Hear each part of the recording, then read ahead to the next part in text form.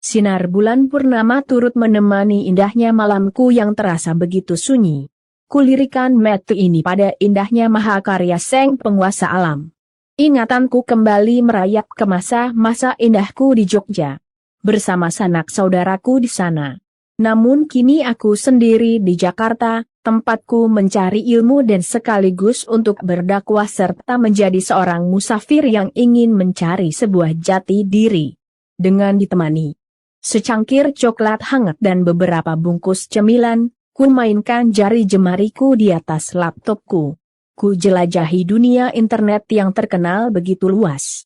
Setelah mendapatkan informasi, aku terfikir untuk membuka Facebookku yang bernama Uhti Riana Anggraini yang sudah hampir 3 minggu tidak ku update.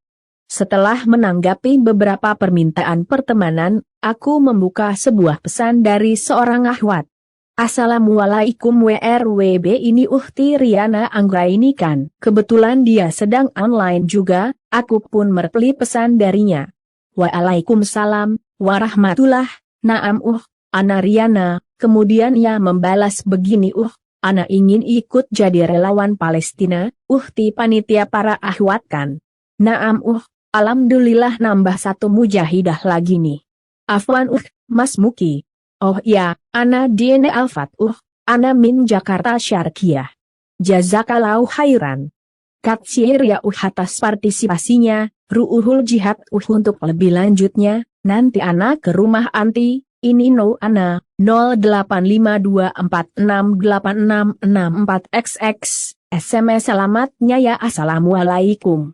Waalaikumsalam. Memoriku kembali berputar menuju sebuah penindasan-penindasan yang pernah kulihat pada saudara-saudaraku. Saudara-saudariku yang tengah menghadapi para Zionis terlaknat dan biadab. Negeri para nabi, tempat para rasul. Kini telah berubah jadi kubur. Yahudi, kau terlaknat para Zionis biadab yang telah membuat anak-anak kehilangan sanak saudaranya. Dan kini menjadi yatim dan piatu. Kini ragaku tengah terpatri untuk membantu mereka. Kalaupun aku harus syahid, aku ikhlas. Karena jiwaku benar-benar perih melihat pedihnya penderitaan saudara-saudaraku di Palestina, pokoknya, Palestina will be free gumamku dalam hati. Dengan ditemani kesibukanku sebagai seorang dokter dan mengasuh sebuah panti asuhan, waktu seakan begitu cepat. 3 hari lagi aku akan berangkat ke sebuah negeri yang sangat membutuhkan sebuah bantuan. Surat cuti selama 2 minggu telah kuajukan pada rumah sakit yang sebenarnya adalah rumah sakit milik ayahku yang kini diurus oleh Mas Rian, kakak kandungku. Dan kini aku tinggal meminta doa restu pada kedua orang tuaku. Abi, Umi, insya Allah 3 hari lagi Riana berangkat. Mohon doanya ya Bay, Mai. Iya anakku, insya Allah Abi sama Umi sudah merestuimu. Semoga Allah menjagamu dan teman-temanmu ya. Jangan lupa salat dan berdoalah padanya, semoga langkah kalian semua dipermudah. Amin, syukran ya bye. Assalamualaikum warahmatullah. Waalaikumsalam warahmatullah.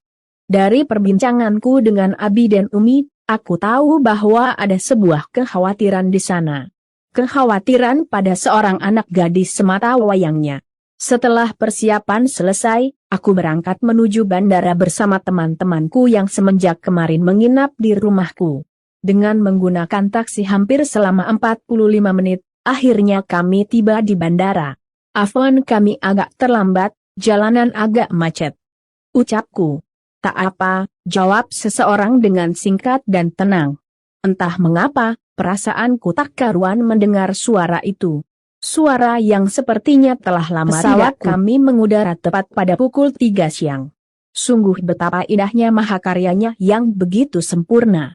Yang takkan pernah tertandingi oleh siapapun, bahkan oleh seorang profesor dan manusia terjenius sekalipun.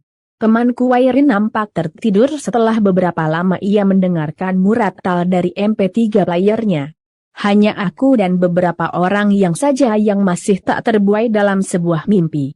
Karena kali ini aku sengaja membawa novel favoritku Diorama Sepasang Albana, yang telah kubaca berulang-ulang kali. Sebuah buku yang kurasa begitu kompleks, dan tak pernah bosan untuk dibaca. Dengannya, ku nikmati perjalanan yang tenang dalam dendangan pesawat yang menabrak awan. Setelah beberapa jam, akhirnya pesawat kami mendarat. Para rombongan pun segera menuju sebuah bis yang akan membawa kami menuju posko untuk para relawan. Sesampainya di posko, ritual pun dimulai dengan mandi bergantian. Selepas mandi, kami salat berjamaah di sebuah masjid dekat posko. Subhanallah, indah sekali ya kelantunan ayat dari imam tadi, ucap Ratih. Aku hanya tersenyum dan mengangguk, tanda setuju. Tapi kayaknya anak kenal suara itu loh. Tim Paulina sembari mengingat-ingat. Aha, anak tahu itu. Suara siapa? Ucapnya lagi. Siapa tanya Ratih. Akhir Rashid jawabnya. Oh sahutku dan Ratih beriringan. Sehabis salat, kami pun tertidur dengan lelapnya. Pagi yang cerah nan sejuk di naungan bumi Palestina. Namun tiba-tiba terdengar ledakan keras dari arah luar masjid. Kami yang telah menunaikan salat subuh berjamaah berlarian menuju keluar masjid. Mungkin ini sudah waktunya, bismillah gumamku sembari berlari menuju seorang anak kecil yang terkapar di tanah. Aku menggendongnya menuju posko pengobatan. Seorang anak laki-laki yang menggunakan baju koko dan peci. Dari pakaiannya, aku tahu bahwa ia baru selesai salat bersama kami. Ia menangis dan mencoba menahan rasa sakit akibat terkena ledakan. Kakinya berlumuran darah dan kemungkinan ia akan kehilangan kakinya. Aku mengobatinya dengan hati-hati, karena aku tahu ia sedang kesakitan. Masya Allah, kasihan sekali anak ini, lirihku. Kakinya diamputasi setelah dilakukan operasi selama hampir 3 jam. Dan kini, kaki kanannya telah hilang tak terbekas. Ya Rabbi, kuatkan ia, doaku. 1 jam kemudian, ia siuman dan mulai membuka matanya secara perlahan. Aku segera mendekatinya dan ku beri salam padanya. Assalamualaikum warahmatullahi wabarakatuh. Waalaikumsalam warahmatullahi wabarakatuh, sahutnya dengan terbata-bata. Untuk beberapa saat, ia terdiam dengan sesekali melihatku. Ma'ahazha mustasfha, tanyanya. Naam, ha'azha mustasfha, sahutku.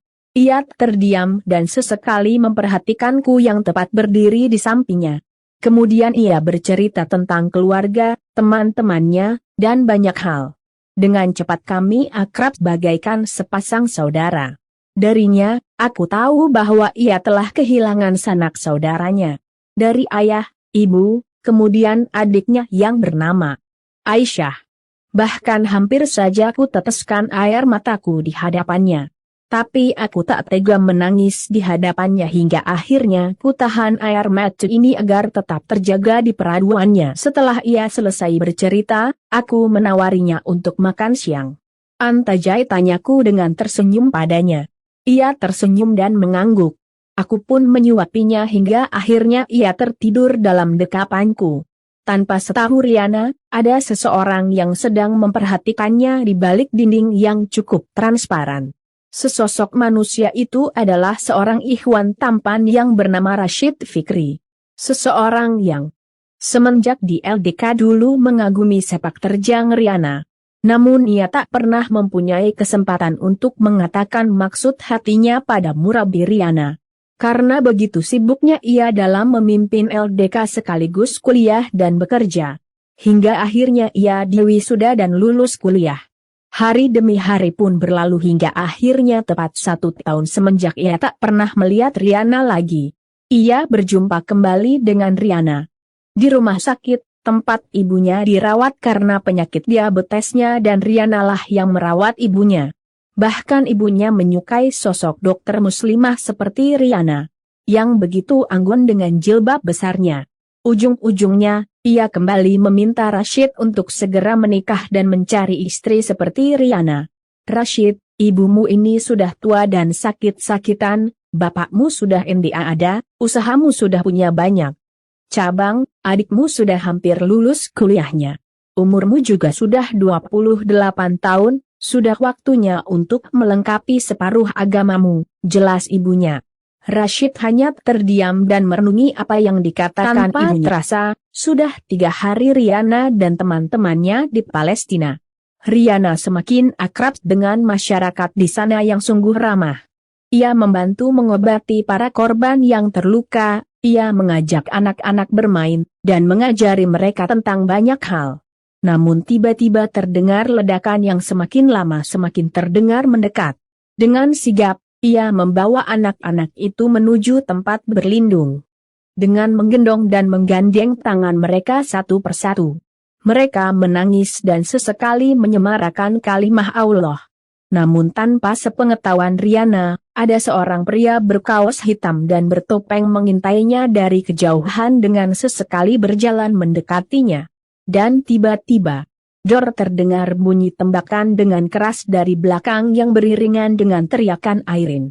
"Karyana!" Awas Riana terjatuh dan seorang anak dalam dekapannya menangis. Tembakan itu tepat mengenai kaki kanannya yang berusaha berlari menuju tempat untuk melindungi anak-anak yang ketakutan. Melihat Riana terjatuh, Airin segera meminta pertolongan dari teman-temannya, kemudian datanglah Erna, Nadia, Aisyah dan Rina. Mereka membawanya ke sebuah tenda khusus untuk mengobati korban yang terluka. Darah segar terus menetes dari kakinya sedangkan ia tak sadarkan diri untuk beberapa saat. Hingga beberapa jam kemudian, akhirnya Riana syuman. Dengan perlahan-lahan ia buka matanya yang telah beberapa jam tak terbuka. "Afwan ya ukhti kalau ana merepotkan antum," ucapnya pelan. "Gak apa-apa kok. Gimana keadaan ukhti?" jawab Nadia dengan lembut. "Alhamdulillah sudah enakan ke, insya Allah Hana sudah gak." "Papa," jawab Riana. "Ya sudah, anti istirahat saja dulu. Semoga cepat sembuh ya ukhti," doa teman-temannya. Amin, ucap mereka serentak. 5 hari kemudian, Riana dan relawan lain kembali menuju Indonesia. Setelah beberapa jam menempuh perjalanan, akhirnya mereka tiba di Bandara Soekarno-Hatta, Jakarta. Para keluarga mereka juga telah menunggu kedatangan mereka di sana. Dengan sedikit tertatih, Riana menuju kedua orang tuanya yang telah menunggunya. Terlihat gurat-gurat kerinduan dan kekhawatiran di sana. "Masya Allah nak, kakimu kenapa tunduk?" tanya ibunya, khawatir. "Kaki Riana gak kenapa-napa Komi, cuma sakit sedikit saja," jawabnya dengan tersenyum dan mengajak kedua orang tuanya untuk segera menuju restoran. Sesampainya di restoran, tanpa sengaja mereka bertemu dengan teman lama ibunya. "Hai Jeng, ngapain di sini?" ucap seorang ibu-ibu dengan seorang anak kecil di sampingnya. "Ini, habis jemput Riana," jawab ibunya. "Seadanya." "Oh, ini Riana? Yang seumuran sama anak saya Lisa kan?" tebak ibu itu. "Iya," sahut ibu Riana dengan tersenyum. "Loh, suaminya kok gak jemput?" tanya ibu itu lebih detail. "Anak saya belum menikah Ci, ini cucumu ya?" "Putrinya Lisa." "Belum nikah Jeng? Umurnya sudah 26 tuh." "Wah bisa-bisa gak? Bu, makanannya keburu dingin tuh." "Ayo dimakan dulu," ucap Riana, mencoba mendinginkan suasana. Seminggu setelah kepulangan Riana dari Palestina, budenya datang ke rumahnya. "To the point aja Yana, sebenarnya bude kesini untuk mengantarkan berkas ta'aruf untukmu." Siapa bude?" komentar Riana karena ia hampir tak percaya mendengar ucapan yang baru saja disampaikan padanya. "Namanya Rashid Fikrina, 2 hari yang lalu dia meminta tolong pada pamanmu untuk mencarikannya calon istri. Setelah pamanmu bilang bahwa kami memiliki keponakan yang belum menikah dan kami berikan berkas ta'arufmu, dia langsung menyetujuinya nak," jelas budenya. Apa? Rashid Fikri?" tanya Riana, tergagap. "Iya. Insya Allah dia adalah lelaki yang baik, sopan, bertanggung jawab, mapan, dan insya Allah soleh," jelas budenya lagi. "Insya Allah," Riana mau bude ucapnya, "mantap." Riana terkejut melihat siapa yang berada di balik pintu yang ia buka. "Waalaikumsalam warahmatullah, silakan masuk."